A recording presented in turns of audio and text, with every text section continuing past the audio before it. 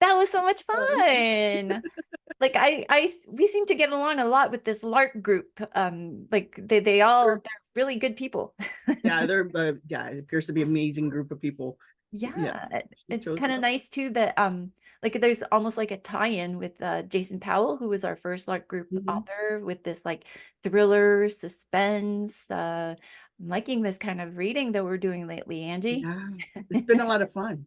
It I like this has. genre. I always have. I mean, as well as with, spec fic, I always enjoyed horror and psychological thrillers. So this has been fun being introduced to a bunch of new authors and finding new books to read. And it's kind of fun as well getting out of my comfort zone, which is usually romance or, some sort of fantasy. It's been really interesting just having these new books to read. Absolutely. And the And authors are amazing I too. know, like Tony Wirt was so nice and so much fun to speak to. And I enjoy authors who are not shy about saying like, oh, it's really tough to do something. Like he was telling us about how it's really tough for him to write a first draft. And I concur, it's hard for me too. But like I appreciate when an author can be upfront with you and tell you that, because like I feel like it's a tough road, like being a writer. So it's kind of nice when you hear from other people who are published, like, yeah, it was rough for me too. So really appreciated that.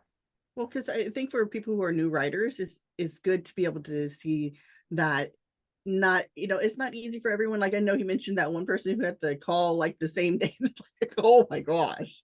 But usually it can be a struggle, and sometimes it can be easy and sometimes it's not. And like you said, it's a lottery. Like it's a lottery ticket that you get, and Yeah, you just don't know where you're gonna get. You don't know if you're gonna win or if you're gonna, lose this particular round. So I know, but I'm really anxious actually to read his new novel Pike Island, because it's like a political thriller, this one too, because like there's a little bit of politics going on, so that's kind of fun. And after reading Just Stay Away, which was like, oh my gosh, that child in there was so creepy, that like I was saying in the video, like I literally did stand up and close the shades in my basement the other day, because I was like, I don't want nobody looking into my house. Like there's just no. I know. So I know. I mean, we can't really talk about the book because I you don't want to know, spoil anything because it's a right? but then on the other hand, it's like, wow, come on, like you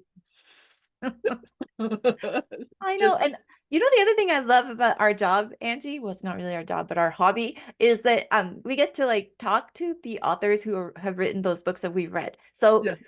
I love reading the book and then getting the explanation from the author. So like we were reading and then he goes like, I made sure that like the main character was making all the wrong decisions. And like, and then you go back in your head to the book and you're like, oh my gosh, Yes. absolutely. Like, yeah, Right, because it was like, we were reading it and it was like, why is he doing this? Why? right. And totally he completely explains his mindset when he was writing it. When he was writing it during COVID, and like, all the things that were going through his mind at the time that he was writing the book. But then at the same time, how to make the character. I mean, I love the fact that he made the character so real.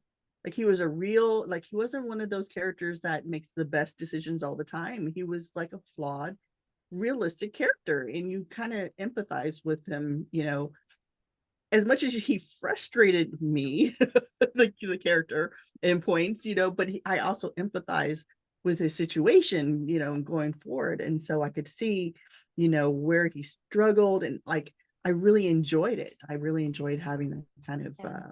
realism in the book compared to I, like some of our fantasy novels, yes. where he just solved it with magic.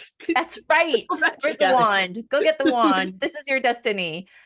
And I kind of like it's not a spoiler to tell you that the main character is a writer. Like, I mean, you find out right away. Mhm. So the way that he wrote that character was so real to life, being a writer, that like, I mean, sometimes it was like my stomach was squeezing because I was like, oh, I know that feeling, Yeah. So, or like you were saying too, like you wake up 3 hours later, it's like, oh my gosh, where did the time go? Mhm. So lots of The one thing I realism. kept thinking was email that draft to yourself.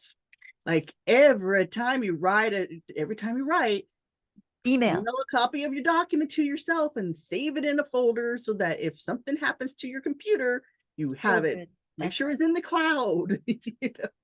Agreed. That was one of the great things. It's one of the great things about our writing partnership because we email each other those chapters as soon as they're done. So if ever anything happens to your computer or my computer, the other one's got it. So we're good. I mean, I have 10 years worth of Christie Berman books. So. Right. You need something, you come to me.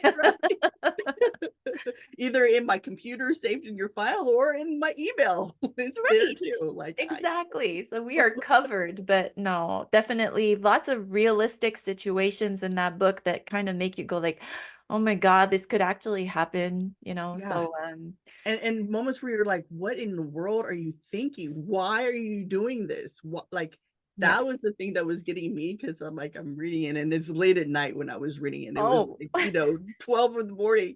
And I'm like, so my mind was a little fuzzy because I was still tired, but then I didn't want to stop reading. But I just kept getting frustrated because it's like, this character, like, he just kept making all the wrong choices. And, you know, and I just talked, like, go back, watch the full video, because he explains his, like, why this character was doing some of the things he was doing. And that's what made it so much fun. And then he also goes back and he talks about his other books and, you know, the process of, you know, how they came about and where his ideas came from.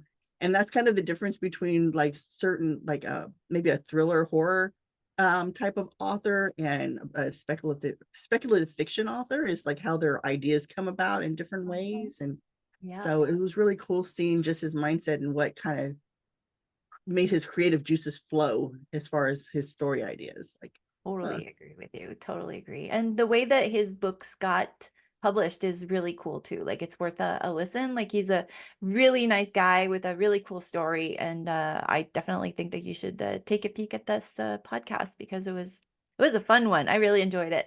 Had a fun time. He was a great storyteller. He was a Yes. very good storyteller, and he kind of got sucked in. And so we lost a little bit of time. So I think it's maybe one of our longer interviews. I know. All of a sudden I looked at the time and I was like, oh, right. It just kind of swept you up and carried you along. And you're just like, whoa. It's kind of slowed, but anyways, I think it's a good one. So if you have a chance, check it out. Yep. So if you like these videos, please like and subscribe and hit that notification bell in case you want to know when we have more videos coming out. So yeah, thank you so much for joining us. Yes, another one in the books. Bye.